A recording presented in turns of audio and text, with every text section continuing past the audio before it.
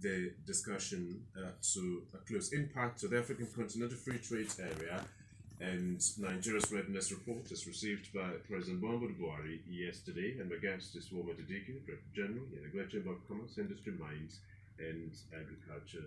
Just before we conclude the interaction, let's do a little bit more on the extent to which this agreement will be weakened by Nigeria and South Africa's refusal to sign up if eventually they make the decision not to. Well, there is the agreement has gone beyond the threshold where it may not take off.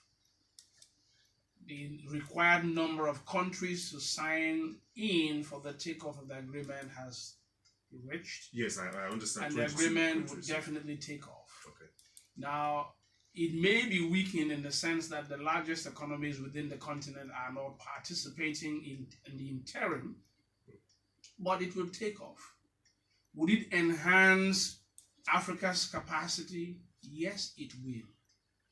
Now, I don't know what that report probably would have in its contents, but we ask ourselves, in weighing the pros and the cons, in weighing the benefits and the consequences, which would be higher?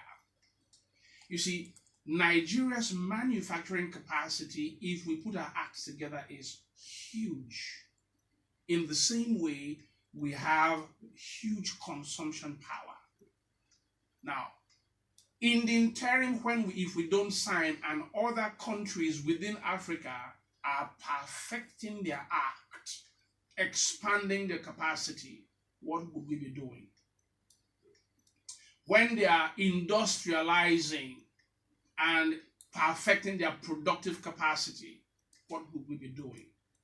When their economies will be blossoming because of increased and improved trade within Africa, where would we be selling our products?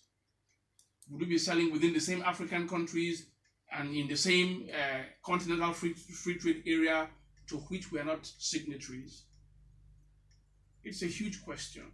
And the point being that as Nigeria, I think whatever the consequences or the negative consequences would be, the positives weigh by far heavier and higher. And so, as one, I would urge the government to do a very quick review of that document, come up with a clear business case for Nigeria to be a part of this. But the truth is, we must speed up whatever we need to do to be a part of this global, this global phenomenon. It would do us a world of good, better by far than what we're experiencing today. Okay. That would be on this part of the show this morning, Rise and Shine, Impact to the African Continental Free Trade Area Agreement and Nigeria's Readiness report.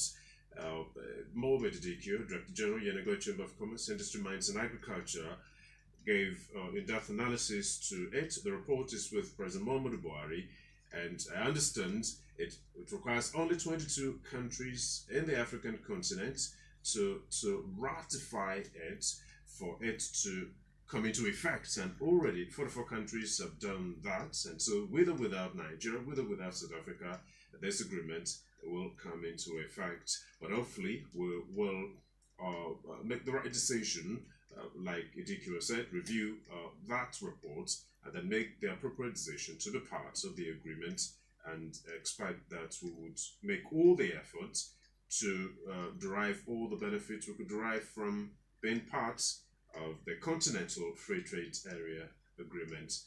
Many thanks to you, Warmate Idikio, for receiving my invitation and accepting to be part of it, even though it came pretty late. But I truly appreciate it, given the time I gave you the call and you agreed to do this with me this morning. Many thanks to you for coming. Thank you so much. All right, that we'll take past the announcement. As soon as we return, we'll take another part of this discussion, but then it will be on another topic. Stay with us.